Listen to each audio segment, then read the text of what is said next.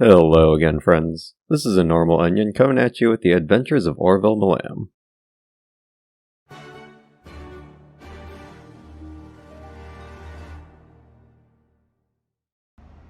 Realizing I should probably stockpile more food after so many loot runs to grab weapons, I fought my way up the Muldraugh Highway on day 15.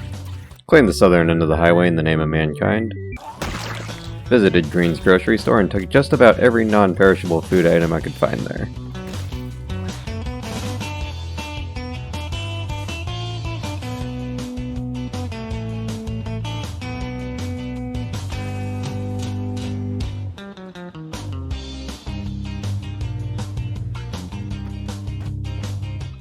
At this point of the game, when the TV stations go off air and the helicopter event passes, no longer is one bound by routine or a man's wacky wingless flying machine.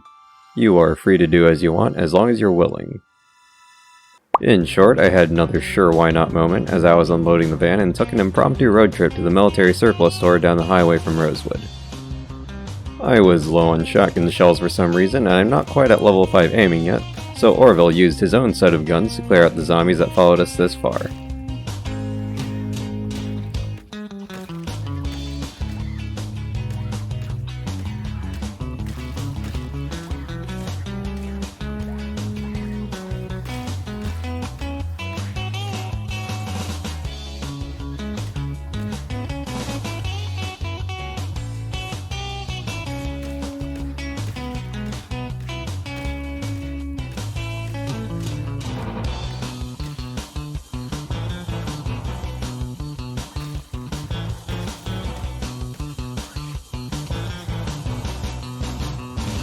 I took as much guns, ammo, magazines, and gun attachments as the Spiffo van was willing to hold before driving all the way back to base.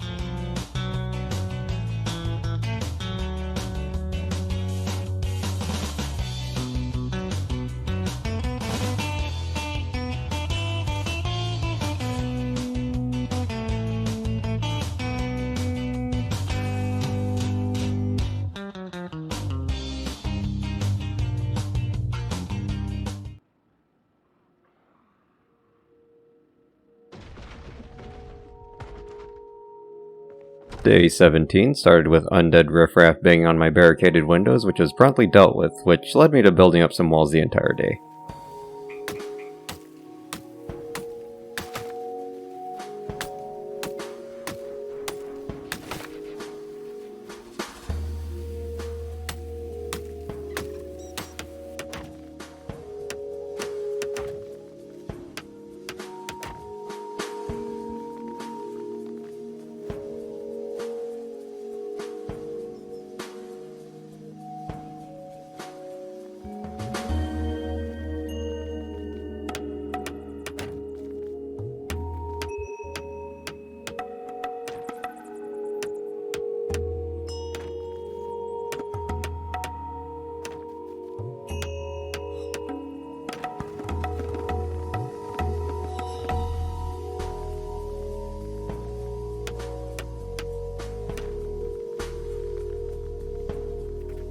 The only thing I really needed was some door hinges to make the vehicle gates, which became the subject of day 18.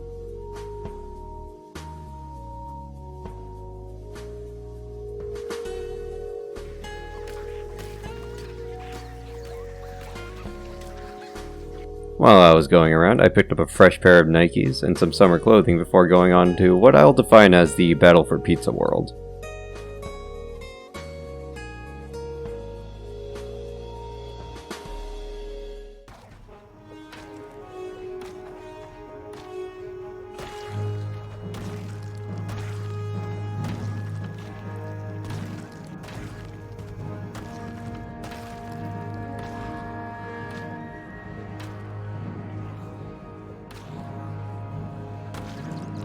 Since pizza can be described as one of the greatest sources of nutrition in the world, it only makes sense that a Spiffo van parked out at the front would rile up the patrons there.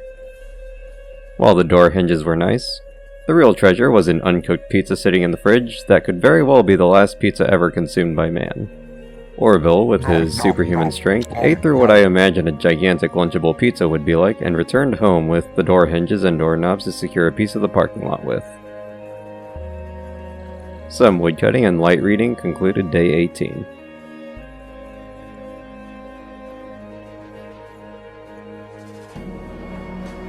On day 19, the east side of the bar was reinforced, some more rain collectors were built, and I started working on the wooden platforms that I could walk on top of the walls with.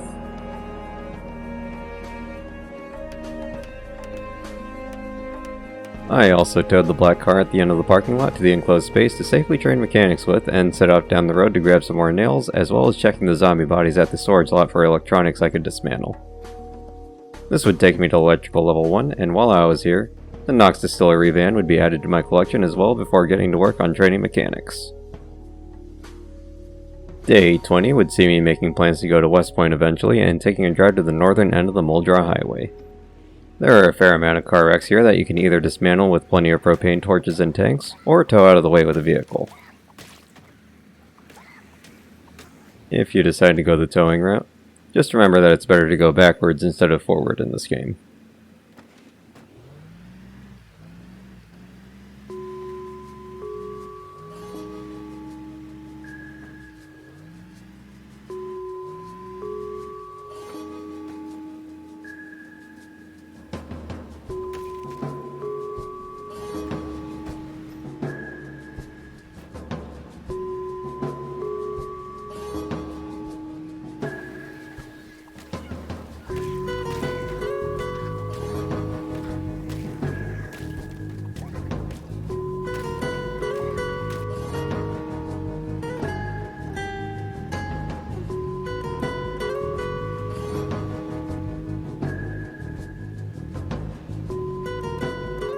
After getting stopped by some officers and the fine citizens of Muldraugh, I took the scenic route home where I found 2 survivor houses and filled up some gas cans. The end of day 20 and the morning of day 21 would see me getting level 2 in mechanics, which means I meet the requirements to hotwire vehicles with a screwdriver.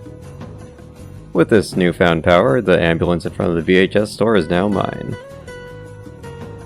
The rest of the evening was spent on cutting down trees to complete the wooden platforms around the walls. The early half of day 22 was spent building wooden platforms. I also had the idea that I should make a little area and an extra staircase leading to a raised farming area, only to realize I didn't have much in the way of crops aside from some radish seeds. With that in mind, I turned off some lights and electronics to put less strain on my generator while I set off towards the town of many names. A lot of people call it Ekron. The developers named it after the peculiar shape of the lake, but I know it as Happy Elephant, totally not a euphemism lake. Upon arrival, I dealt with the initial welcoming party and secured a survivor home that I would use as a place to sleep overnight. Nothing too crazy in the survivor house, just don't look in the hand axe cupboard. Starting day 23 off bright and early with a visit to the local bar, I got to work clearing my way to the farming store on the main street.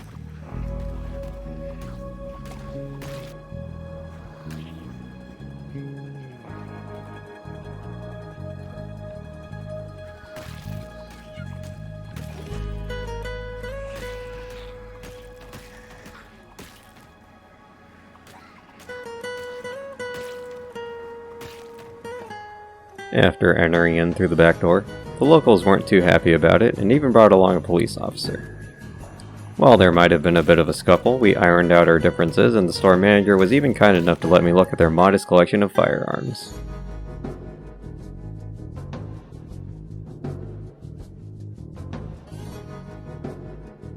There is also a tool store along the main road where I found some more nails, an extra mousetrap, an axe, and a set of floodlights that would look nice in my base.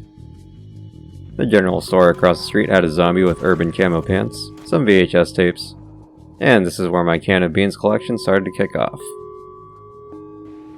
The gas station at the end of the street was another survivor building, so I figured, why not, as it was still too early to sleep and it shouldn't take a ton of time to clear it out if I needed a place to rest. I topped off the van and removed the barricades from a nearby door before heading inside to check the rest of the place.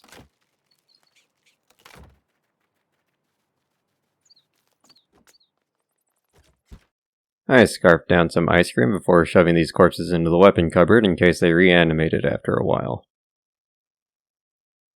After clearing the upstairs, I went downstairs and saw visions of a higher being that oversees the existence of life in the universe. After 3,500 hours at the time of this recording, and having a 1-year survivor look all over the map for one of these things, I finally found an M16 in Vanilla Project Zomboid. Oh, there was also a katana here, which is pretty cool too, I guess. I rearranged some barricades and some zombie faces before concluding this eventful day. Day 24 would see me heading back home, but not before making a ritualistic trip around the Happy Elephant Lake and bringing Skittles the duck to the end of the trunk to be blessed by the sacred waters and the dance of my people.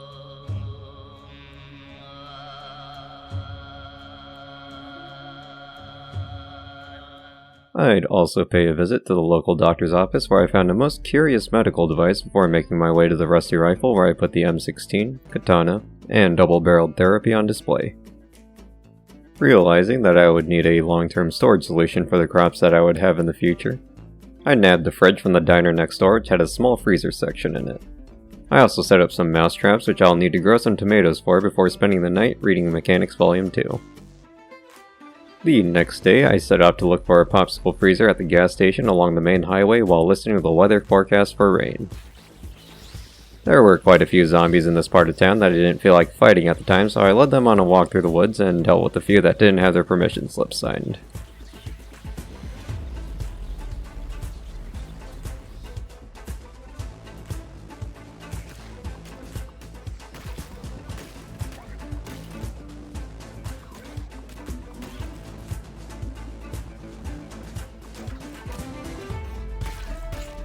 Now, for whatever reason, I only took one half of the popsicle fridge with me and left the other half behind, which I didn't realize until way later. No! Don't go!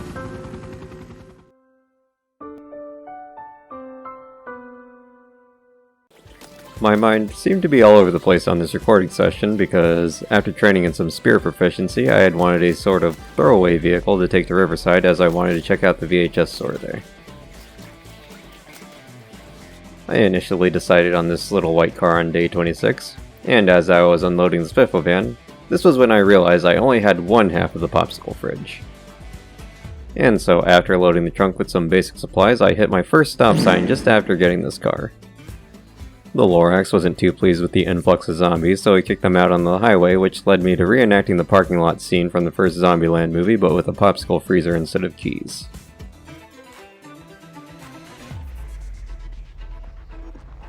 Nope.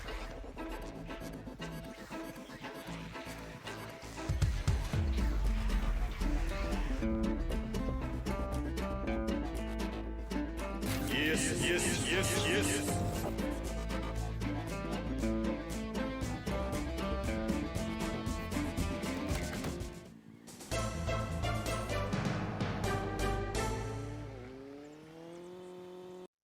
Afterwards, I replaced that car with a similar one, finished up Mechanics Volume 2, and watched an episode of Car Zone to finish off the day.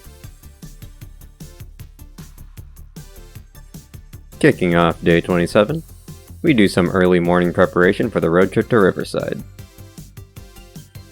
Along the way, I found another large backpack zombie, a police car, Jason Voorhees himself, and drove through the town to the Riverside junkyard where I commandeered a nice rental car.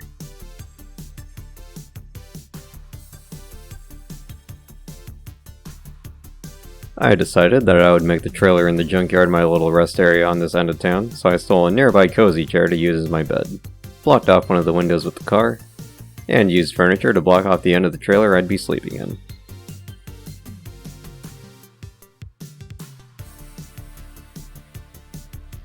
Since I forgot to bring any reading material, I decided to get Orville started on some short exercises to kill time and eventually become stronger. Didn't want to work out too long while I'm this far from home though, as the pain of exercise fatigue will make getting around this place a nightmare. While I was here, I wanted to try and find a trailer that you can hook up to a vehicle and figured I might as well check out the factory and storage units just to the southwest of Riverside on day 28. While there weren't any trailers here, I did find a barbell and an alarm, which was pretty cool, I guess.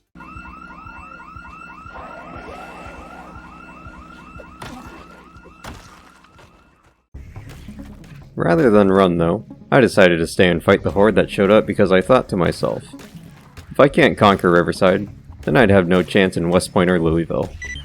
With self-inspiration, I fought through the pain of exercise fatigue.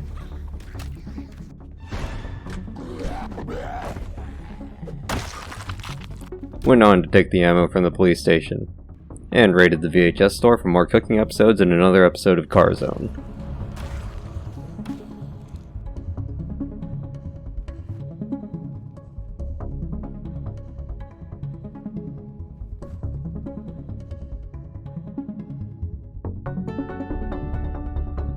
The next 2 days would see me rampaging through Riverside. The fog tried its best to obscure my vision, but Orville's hand was guided by higher powers to set Greg's house on fire, and to fight through downtown where he finds a nice pickup truck that has the ability to go wee-woo.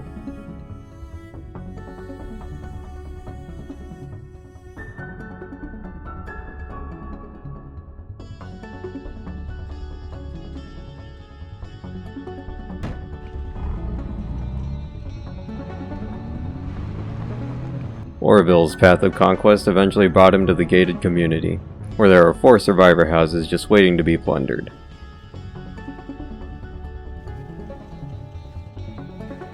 Using a mix of deception, stealth, Age hasn't slowed you down one bit.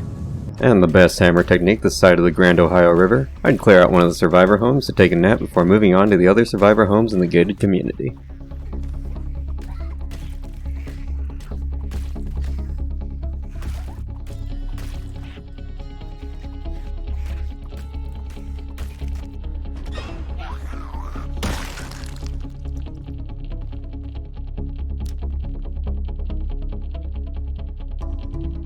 Aside from the usual assortment of melee weapons and the odd guns and ammo, Orville would be blessed to find a second M16. Although in worse shape than the other one I found, this is still an amazing find nonetheless. Upon reaching the survivor house at the end of the street, this is your reminder that if you do try to lose zombies via stealth, that there are indeed zombies wherever you left them, so always try to make a mental note of it. You can either pick them off slowly like I do here, go guns blazing if you have the ammo for it, or try to avoid the crowd altogether.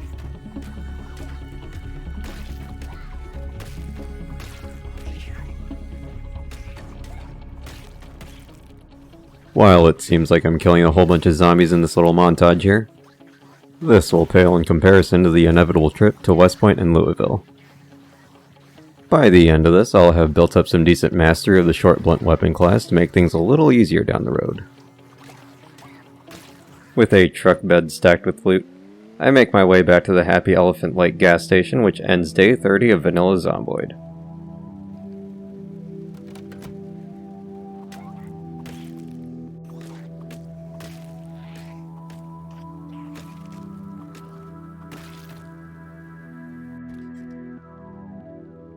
Before I conclude this though, here's a quick look at my zombie kill count.